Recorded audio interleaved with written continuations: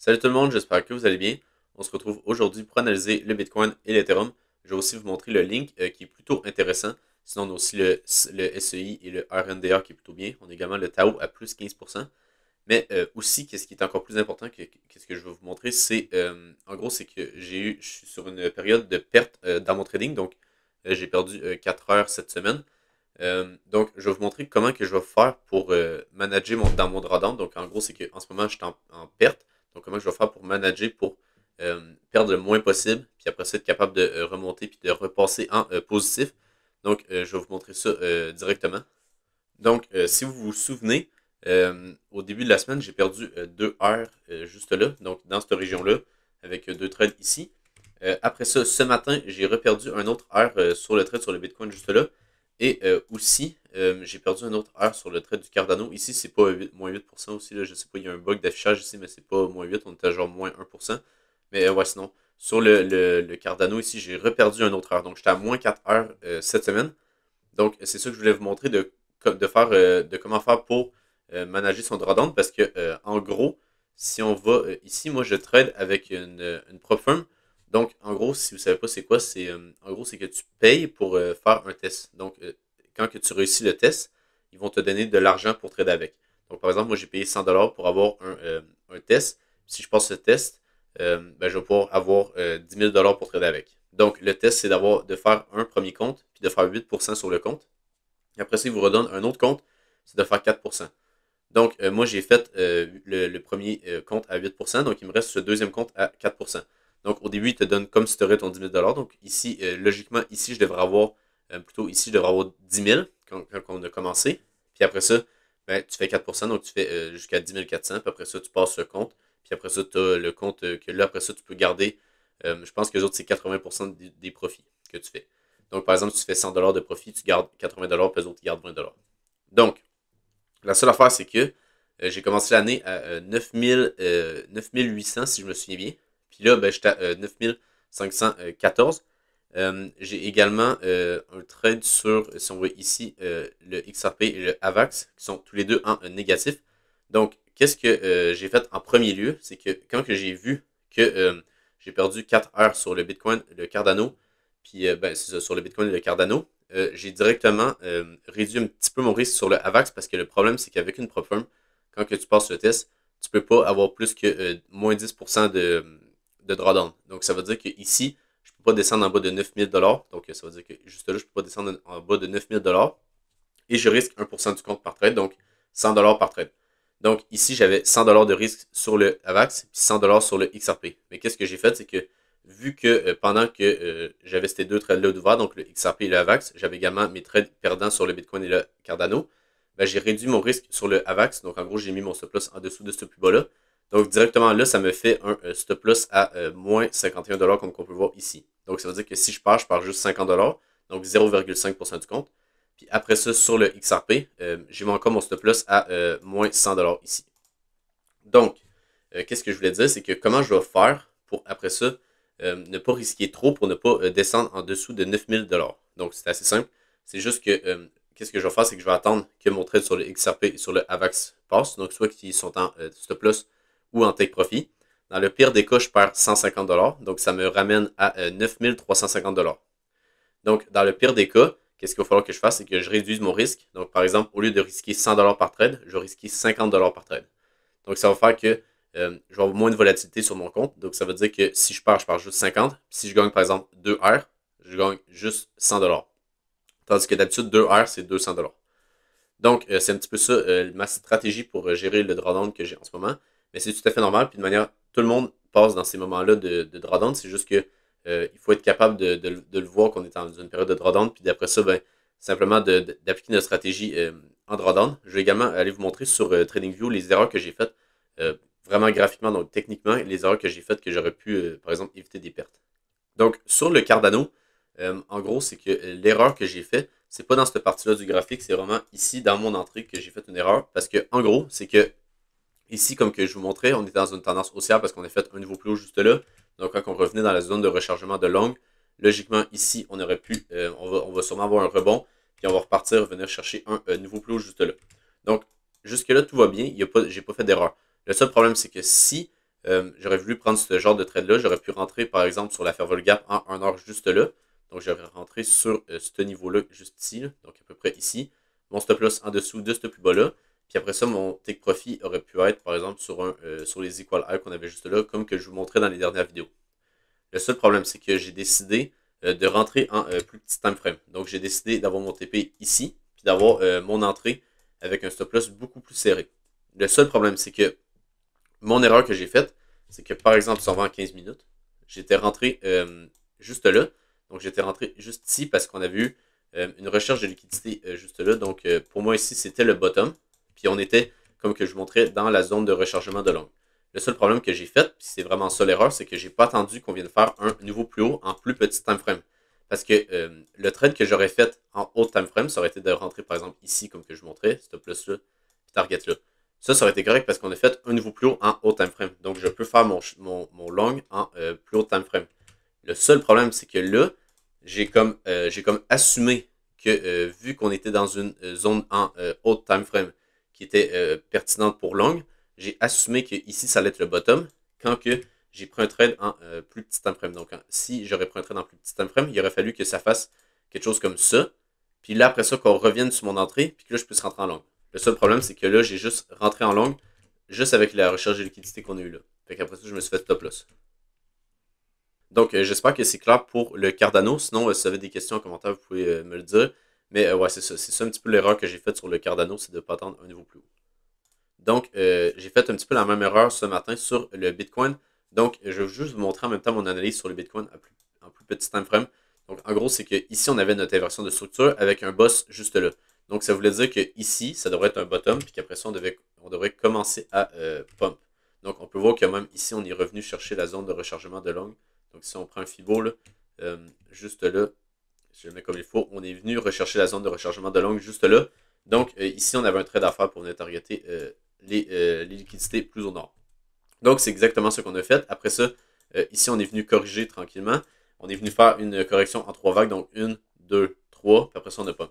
Donc, qu'est-ce que moi j'ai vu ici? C'est que j'ai vu que le plus bas qu'on avait fait ici, on était après ça venu faire un niveau plus haut. Donc, ça voulait dire que, logiquement, quand on revient comme sur le Cardano, donc ça, c'est mon haut time frame comme le Cardano. Puis après ça, en plus petit time frame, je suis rentré en trade sur le Bitcoin comme le Cardano que j'avais fait sur la recherche de liquidité. Donc, pour moi, comme que je vous disais, vu qu'on est venu faire un niveau plus haut ici, on ne devrait pas revenir en dessous de ce plus bas-là. Donc, ça veut dire que la zone de rechargement de long est très intéressante pour rentrer en long. Le seul problème, c'est que c'est ça. Comme le Cardano, j'ai pas attendu qu'on vienne faire un nouveau plus haut juste là. Fait que même si on va en 5 minutes, par exemple, c'est que en gros, ici, j'aurais dû attendre qu'on vienne faire un nouveau plus haut juste ici, comme qu'on a fait ici. Puis en gros, c'est que je suis rentré en trade là, quand on n'est pas venu faire de nouveau plus haut. Fait que ce qu'on a fait, on a juste continué à descendre. Puis même si oui, on avait une recherche de liquidité, c'est pas vraiment ça que je regarde parce que vu qu'on a une recherche de liquidité, il faut après ça avoir un niveau plus haut parce que ici, on n'est pas sur un. Comment que je pourrais expliquer ça? On n'est pas sur un trade qu'on rentre par exemple ici, avec notre stop loss là, puis notre take profit en haut là. Là, on est sur un trade en plus petit time frame, donc il faut avoir une inversion de structure en plus petit time frame. Fait que c'est pas ça que j'ai attendu. Puis en gros, c'est que je suis rentré là, mon stop loss en dessous ici, puis je me suis fait stop loss. Donc, je pense que c'est vraiment ça les erreurs que j'ai faites. C'est sûr que c'est ça, c'est vraiment juste de l'ajustement. Puis oui, ça arrive de faire des erreurs. Puis je veux dire, je veux pas vous montrer genre juste tout le temps, j'ai juste fait bien ça, j'ai fait bien ça, j'ai fait bien ça, puis je vais pas vous montrer qu'est-ce que j'ai fait de mal. Donc, sur le Bitcoin, moi, je regarde vraiment deux scénarios en ce moment. Donc, le premier qui est beaucoup plus bearish, ce serait qu'on vienne directement chercher la liquidité ici, puis qu'on vienne chercher la Fairval Gap en weekly. Donc, on a beaucoup de liquidités qui sont accumulées là.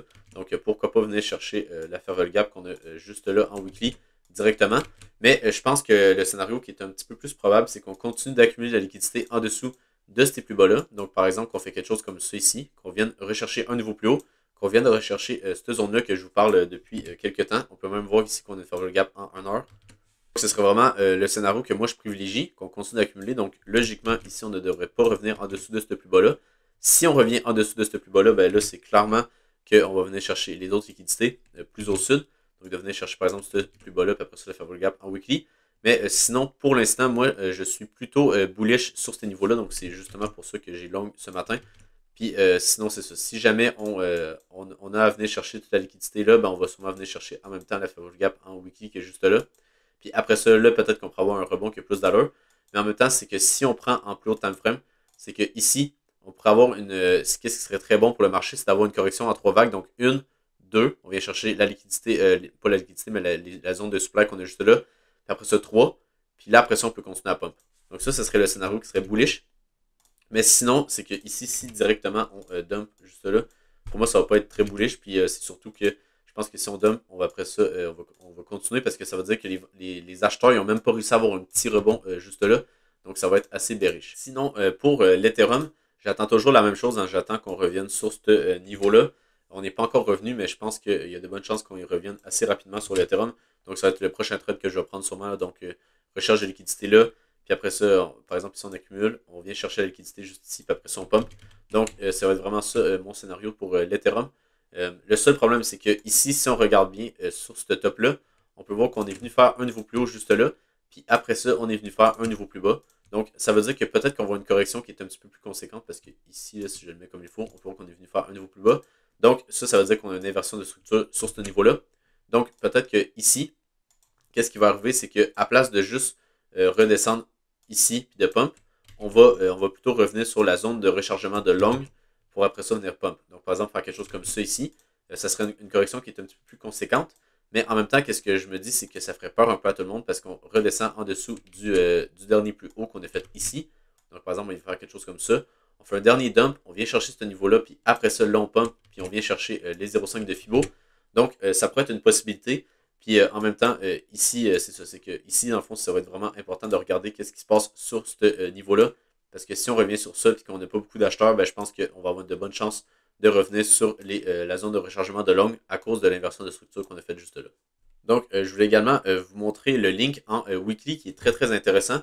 Donc, en gros, c'est que moi, mon scénario de base que j'attendais sur le link, c'est qu'on vienne rechercher les sommets qu'on avait fait ici. Donc, je pensais qu'on allait faire quelque chose comme ça ici sur le link, puis qu'après ça, on allait pump. Le seul problème, c'est qu'en ce moment, ben, c'est plutôt bullish. Ça veut dire qu'on est plus bullish que ce que je pensais.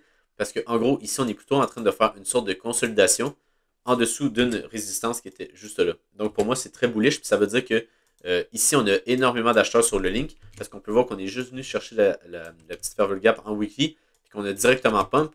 Donc, on a peut-être un scénario que sur le link, on viendrait directement breakout ici, puis qu'on viendrait chercher le prochain niveau de supply, on en a un qui est ici. Donc ça, ce serait vraiment un gros niveau de supply, parce qu'en plus, on est venu chercher la liquidité juste là. Donc ça veut dire que sur ce niveau-là, on devrait avoir pas mal de vendeurs, puis on ne devrait pas passer au-dessus de ce plus haut-là. Donc quand on venait se taper ici, là, sûrement qu'on va s'arrêter là, puis après ça, on va redescendre, puis après ça, là, on va avoir notre bull run juste là.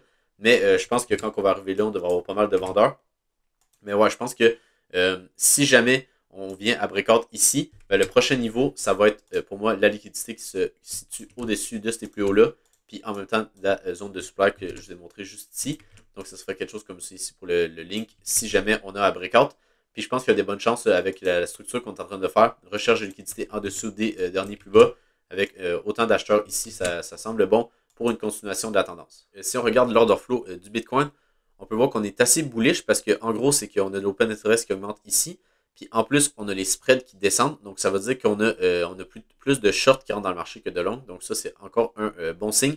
Ça veut dire que, parce que d'habitude, on vient rechercher qu'est-ce que la majorité pense. Donc si par exemple la majorité pense qu'on va descendre, ben, on va monter. Si la majorité pense qu'on va monter, ben, on va descendre. Donc c'est un petit peu ça que je pense qu'il pourrait arriver ici. C'est juste que pour l'instant, on a un petit dump qui est un petit peu plus conséquent que qu'est-ce que je pensais avec le trade que je vous ai montré.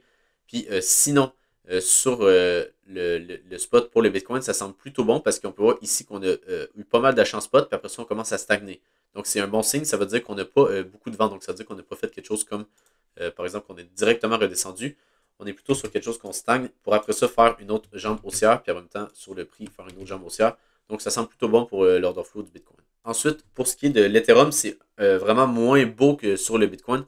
Parce qu'en gros, c'est qu'on a l'open interest qui augmente beaucoup. Puis le problème, c'est que même les fundings sont viennent ici, on peut voir qu'ils augmentent quand même pas mal juste là.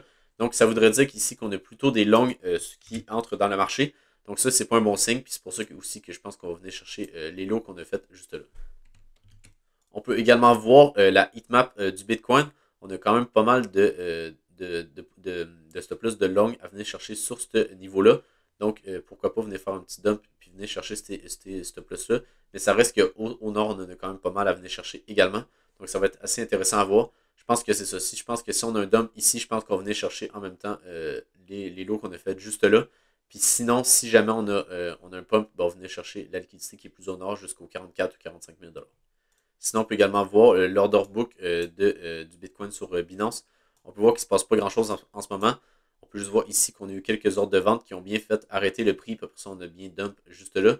Donc maintenant, il reste à voir qu'est-ce qu'on va avoir pour les prochains jours. Donc, est-ce qu'on va avoir des ordres d'achat qui vont se positionner ici pour arrêter le cours?